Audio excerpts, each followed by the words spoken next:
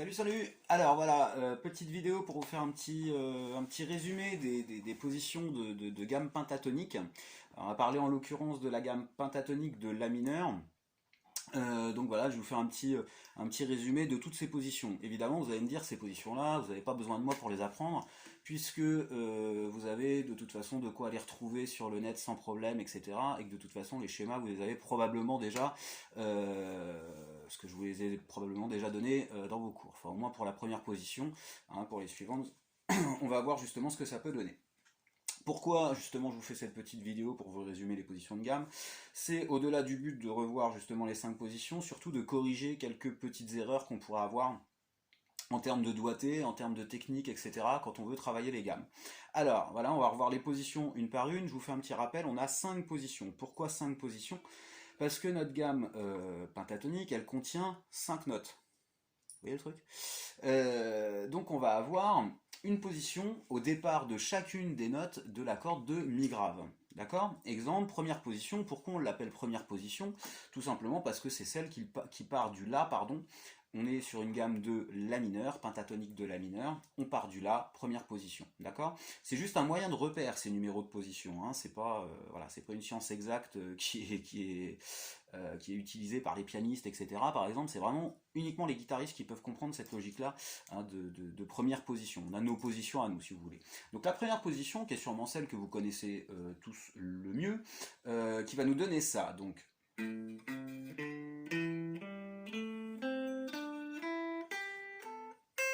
et en descendant.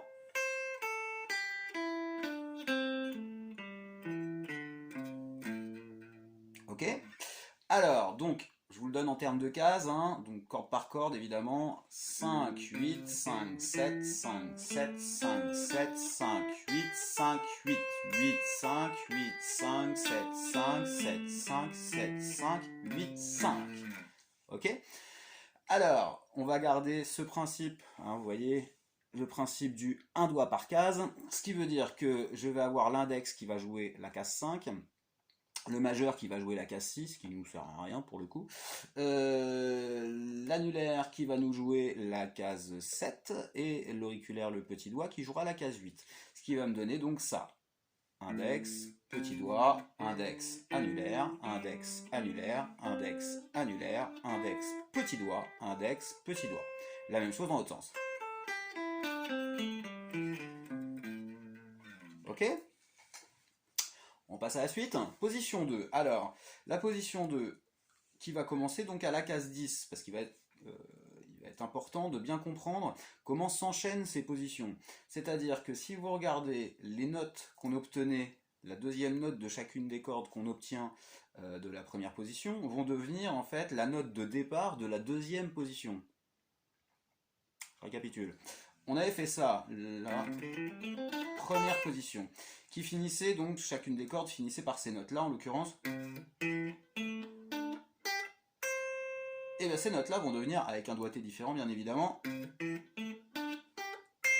les premières notes de chacune des cordes de la position d'après. C'est-à-dire vos positions s'emboîtent les unes dans les autres, si vous voulez. D'accord? Donc cette deuxième position va commencer de fait case 10. On va toujours garder ce principe de un doigt par case. Donc, comme je vais avoir besoin de ma case 7, je vais utiliser mon majeur pour la case 8. Pardon, je vous ai dit case 10, je crois. C'est case 8, hein, on est d'accord? Donc on commence à la case 8 avec le majeur, on va jouer la case 10 avec l'auriculaire, le petit doigt. Ensuite on va avoir la case 7 avec l'index, case 10 avec l'auriculaire. Pareil sur la corde d'en dessous, case 7 index, case 10 auriculaire. Sur la corde de sol, on va avoir case 7 et 9, donc case 7 avec l'index, case 9 avec l'annulaire. Là, si on respecte le principe du un doigt par case, on devrait avoir donc majeur, auriculaire, et encore une fois, majeur, auriculaire. D'accord? Ce qui nous donne et en redescendant. D'accord? Là, vous allez voir que pour une question de pratique, on va pas trop aimer justement ce doigté majeur, majeur auriculaire. C'est très bien à travailler en tant qu'exercice. Vous pouvez également le faire en créant un petit démanché à partir de la corde de sol. Vous voyez, on va partir position standard. Et là, je démanche, vous voyez, mon index vient chercher la case 8. D'accord? Et là, comme ça, je me retrouve avec l'index et l'annulaire pour jouer la case 10, ce qui va me donner... Et en redescendant... Et voilà. On passe à la position 3. Alors, position 3, on va démarrer, donc comme je vous expliquais tout à l'heure, avec la deuxième note de chacune des cordes de la position précédente. D'accord? C'est-à-dire que là, je vais démarrer donc à la case 10. Et là, je vais démarrer avec mon index. Voilà, vous allez voir que cette position est un petit peu particulière. Donc, je démarre avec l'index, index annulaire, index annulaire, index annulaire. Ça, c'est pas trop dur. C'est 3 fois la même chose. Ok? Là, par contre, je vais avoir un petit problème de démancher. Je vais devoir démancher vers le haut, d'accord? Parce que je vais avoir besoin de cette note-là. D'accord? Donc, ce qui va me donner... D'accord? Index, là, petit doigt. Problème, je vais devoir redémancher dans l'autre sens pour refaire index, case 10, petit doigt, case 13 ici. Et ici, case 10 et 12. D'accord? Ce qui va me donner ça. Et en redescendant... D'accord? Donc vous voyez que cette position-là a quelque chose d'un petit peu particulier, c'est le fait d'avoir deux démanchés à la suite, parce qu'en fait elle ne tient pas réellement sur 4 cases, on ne peut pas utiliser uniquement le principe du un doigt par case sans démancher, puisqu'en fait elle tient sur 5 cases, puisqu'à un moment on va aller chercher la case 9 et on va aller chercher la case 13, hein, et donc on est obligé à un moment d'avoir un démanché vers le bas et un démanché vers le haut. Oui, j'ai bien dit vers le bas et vers le haut, hein, parce que le bas du manche il est là-bas, et le haut du manche il est ici, d'accord? Donc là, ça va nous donner ça.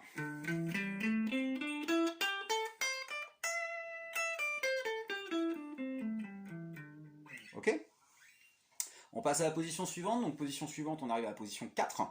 Position 4 qui est assez simple à retenir du fait qu'elle ressemble quand même pas mal à la position 1 en fait. Hein, si vous regardez, donc là on va partir à la case 12. Je vais enlever mon genou pour que vous puissiez voir. Voilà, donc on va partir case 12 index et la case 15 avec le petit doigt. Pareil sur la corde en dessous. D'accord? Ensuite, corde de ré, on va avoir index annulaire. Pareil sur la corde de sol. D'accord? Attention, là, il y a un piège. Majeur et petit doigt, case 13 et 15. D'accord? Et ici, case 12 et 15, index, petit doigt. Ce qui va nous donner...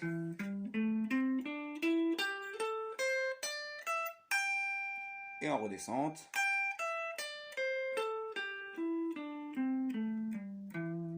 Ok? On fait très attention ici, on ne triche pas quand on va chercher la case 13 là, de la corde de si. On évite de faire ça. D'accord? On évite de mettre le petit démanché. Vous verrez pourquoi plus tard. Quand vous voudrez apprendre les gammes mineures, vous verrez que très souvent, vous aurez besoin de la note qui est ici à la case 12. Et donc, si vous avez appris comme ça, vous allez être obligé de réapprendre tout votre doigté. Alors que si vous apprenez directement, vous voyez comme ça, et bien quand il s'agira de rajouter la note de la case 12, et ben vous aurez déjà un doigté assez naturel, on va dire, pour pouvoir l'intégrer. D'accord? Et on finit donc avec la position 5. Position 5 qui est sûrement la plus facile à retenir, en tout cas à mémoriser, du fait qu'elle nous donne un schéma totalement symétrique. Je vous la joue d'abord ici pour avoir la continuité, et après je vais vous la rejouer là-haut en bas de manche, à l'octave en dessous, histoire que ce soit plus visuel. Donc là on serait là, hein. Alors pareil, on peut utiliser donc ce principe de un doigt par case, parce qu'elle tient sur 4 cases. Donc là je vais partir logiquement avec le majeur, donc majeur auriculaire, pareil en dessous, d'accord? Ensuite index auriculaire, pareil en dessous, et là majeur auriculaire, d'accord? Ok? Je vous la refais ici, au départ de la case 3. Vous voyez, on a l'octave en dessous, d'accord? J'ai juste redécalé de 12 cases, ok? Pour avoir des cases un petit peu plus grandes et que pour vous ce soit plus visuel. Donc là, vous voyez, on démarre.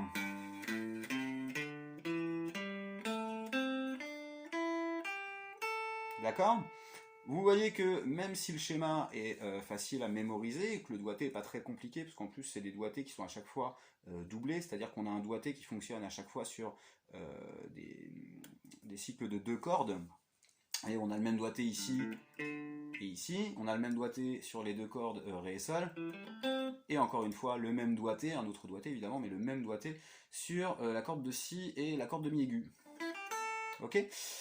Alors, ça peut être pratique pour l'apprendre, hein, en termes d'exercice, pareil, d'indépendance des doigts, etc., et puis de musculation, de souplesse, etc., du petit doigt, ça peut être intéressant.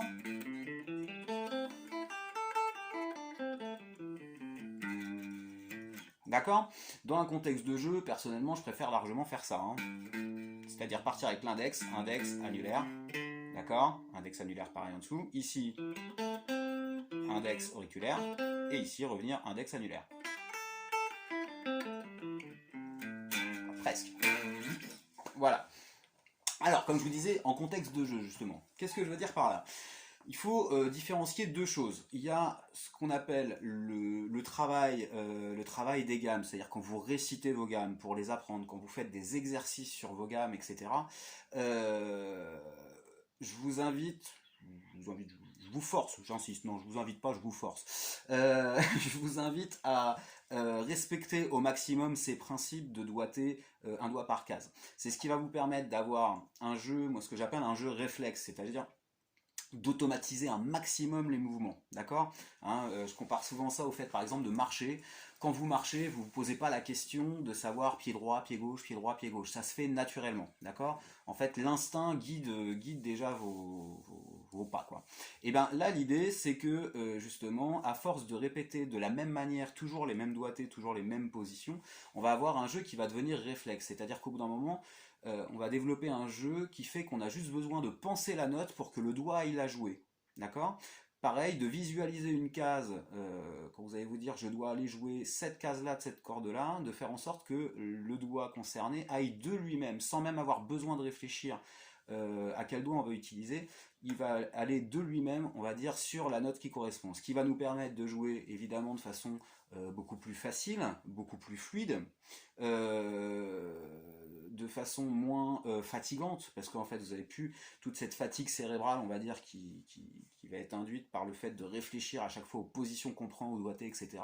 On va avoir un jeu réflexe qui va nous permettre, voilà, de jouer plus vite, de jouer plus fluide, de mieux maîtriser l'instrument et de se libérer justement de ces problèmes d'organisation de doigté, hein, pour se concentrer sur vraiment la musique, ce qu'on a envie de jouer.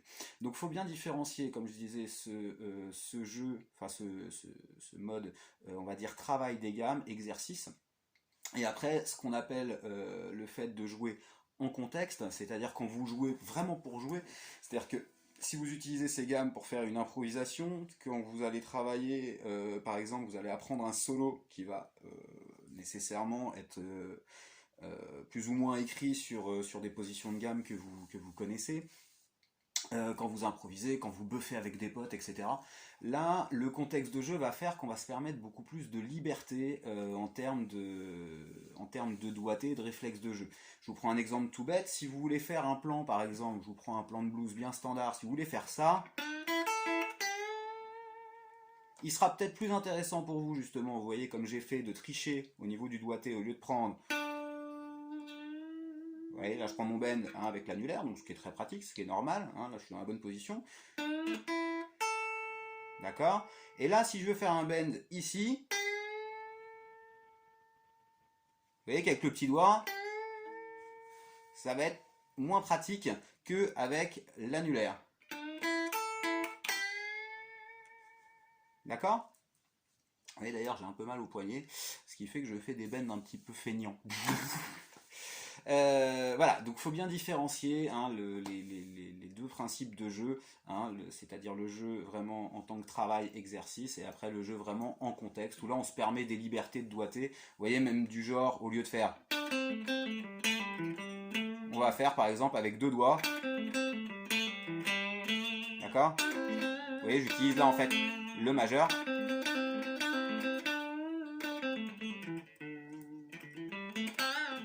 Ok? Voilà. Sur ce, je vous laisse. Encore une fois, si vous avez besoin de renseignements complémentaires, de précision, voilà, n'importe quoi, vous me contactez, vous n'hésitez pas, vous demandez, et puis on verra comment on peut s'organiser pour débloquer tout ça ou pour répondre à vos questions. Salut, à plus tard.